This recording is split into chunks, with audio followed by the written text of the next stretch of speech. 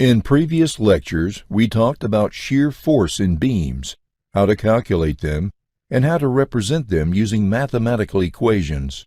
Please review lectures ST8 through ST10 for the background content. This lecture deals with shear diagrams, the graphical representation of the shear force in beams. Consider this simply supported beam. It is subjected to two concentrated loads, one here and one here. These applied forces result in the development of an internal shear force that varies across the length of the beam. For example, the shear force at this point has a different value than the force here. A graph that shows how shear varies in the beam is a useful visual design tool for determining the locations at which the force attains its maximum and minimum values. For example, the shear diagram for this beam reveals that the internal force attains its maximum positive value in the right segment, and it reaches its maximum negative value in the middle segment. Let's start the conversation by going through the process of drawing the shear diagram for this beam. Suppose these two crates exert a total force of 1,000 newtons on the beam, and the force exerted by the end crate is 600 newtons. The beam is 8 meters in length. The distance between the two supports is 6 meters, and the crates are placed on the beam 5 meters apart. Let's start by taking a closer look at the beam. Here's a two-dimensional representation of it. The free body diagram of the beam can be drawn this way, which enables us to write the static equilibrium equations and then solve them for the unknown support reactions. Once all the unknown forces are determined, the free body diagram can then be used to formulate the necessary algebraic equations for representing shear in the beam. We talked about shear equations in lecture ST10. If you're not sure how to write them, please review that lecture. Once we have the shear equations, we can then graph them in order to come up with a shear diagram for the entire beam. This is the equation for the shear in the left segment of the beam.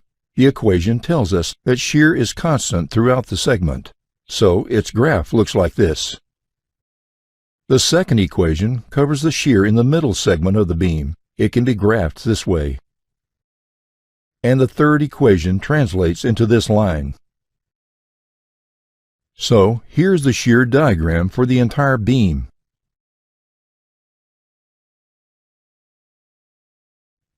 The process of drawing the shear diagram from the shear equation is rather straightforward and does not need much discussion. Instead, in this lecture, we're going to talk about the construction of the shear diagram directly from the free body diagram of the beam, without using the shear equation. Before we start, let's make an important observation. According to these equations, shear is not defined at the points of application of the concentrated loads. The equations give us the shear values within each segment of the beam, but not at its boundaries. Why is that? Why can't we define shear at the location of a concentrated load? To see why, let's isolate points A, B, C, and D. At each point, we have a concentrated force. We say that these forces are external to the beam. They are acting on the beam and are not inside of it. In contrast, a shear force is internal to the beam. It does not show up on the free body diagram unless we cut the beam. Let's take a closer look at point A. Since the point is dimensionless, we cannot break it up into smaller segments. For static equilibrium to be maintained, for the sum of the forces in the y direction to be 0, there must be an opposing force just to the right of A. This force, which must develop inside the beam, is called a shear force. The location of the force is one dimensionless point to the right of point A. Let's label that point A+. So, a shear force must develop at A+ for point A to remain in equilibrium. The magnitude of this force is 300 newtons. We say shear at point A+ is 300 newtons. The same idea applies to point B. Since the sum of the forces in the y direction must be 0, then a shear force on either side of B must develop. We refer to these points as B- and B+. In this case, shear at B- is 300 newtons. At B+, we have a shear force of negative 700 newtons.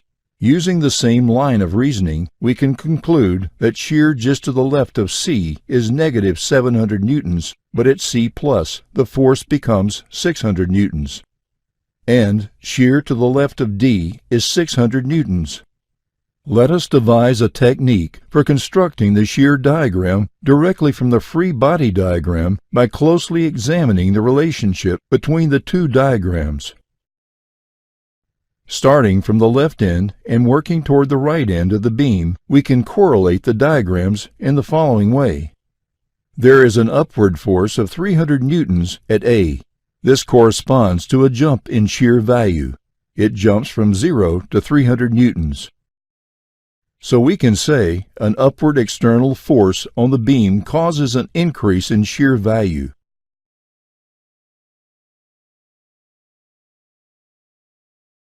The amount of increase is equal to the magnitude of the upward force. The left beam segment is not subjected to any loads within it. That is, there is no load on the beam from point A+ to point B-. Therefore, no change in shear takes place.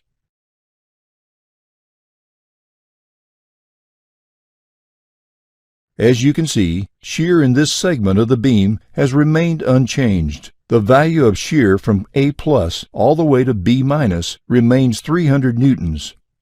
There is a downward force of 1,000 newtons at B.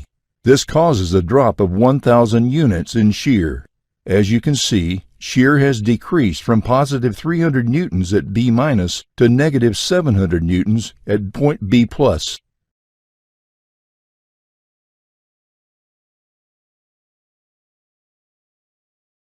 Then, shear remains constant between B+ and C-, since the segment is not subjected to any external loads.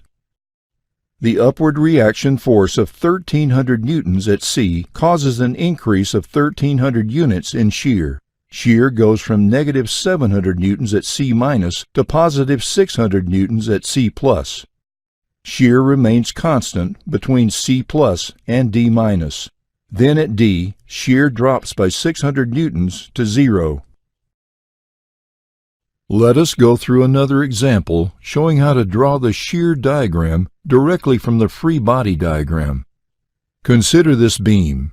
It is subjected to a concentrated load of 10 kilonewtons at point B. First, we draw the free body diagram for the beam. Then, we use the static equilibrium equations to calculate the support reactions. They are: let's start from the left end of the beam and work our way toward the right end. Since there is no force present at A, then the starting value for shear is 0. Further, since there is no load being applied within segment AB, shear remains 0 throughout the segment. The downward force at B causes a drop in the shear value. Shear drops from 0 to negative 10 kilonewtons. So, shear just to the right of B is negative 10 kilonewtons. Since there is no load applied to segment BC, shear remains constant throughout the segment. Then at C, shear jumps up by 15 units. It goes from negative 10 at the left side of C to positive 5 at the right side of C. Shear remains constant within CD. Then it drops by 5 units at the very end of the segment. So, this is the shear diagram for the beam. In the left segment, shear is 0. In the middle segment, shear is negative. And in the right segment, we have a positive shear. Now, let's look at a case in which the beam is subjected to a uniformly distributed load. We start by drawing the beam's free body diagram. We then calculate the unknown support reactions. Notice how the load divides the beam into two segments. The left segment is subjected to a uniformly distributed load, and the right segment is load-free. We start from the left end of the beam. The upward force at A causes a positive shear force to develop at the left end of segment AB.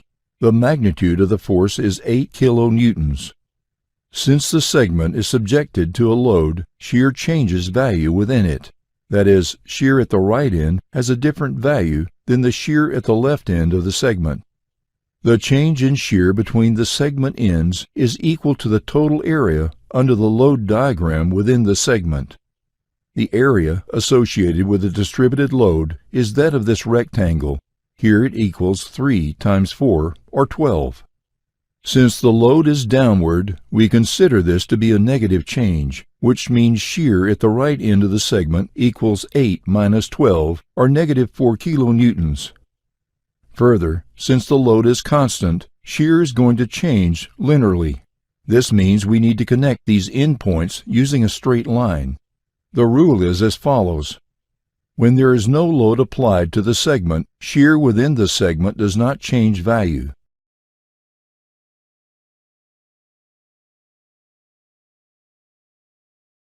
When there is a constant load applied to the segment, shear within it changes linearly.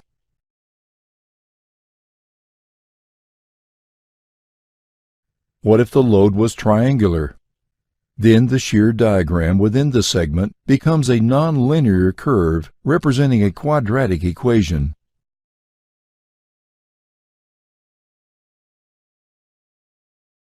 Couple of exercise problems at the end of the lecture deal with such nonlinear diagrams. Back to our problem. Shear in the right segment of the beam remains constant since BC is not subjected to any loads. So, within the segment, shear remains negative 4 kilonewtons. At C, since there is an upward force, the diagram returns to 0. So, here's the complete shear diagram for the beam.